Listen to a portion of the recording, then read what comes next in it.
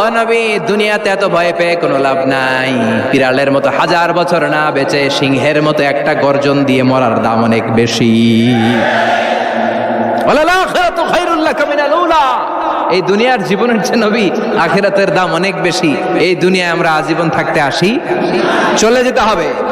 এরপরে বিশ্ব নবীকে আল্লাহ সান্ত্বনা দিচ্ছেন, নবী আপনি হতাশ হবেন না, নিরাশ হবেন না, ভরসা রাখেন। ওয়ালা সাউফা ইউতিকা রাব্বুকা ফাতারদা।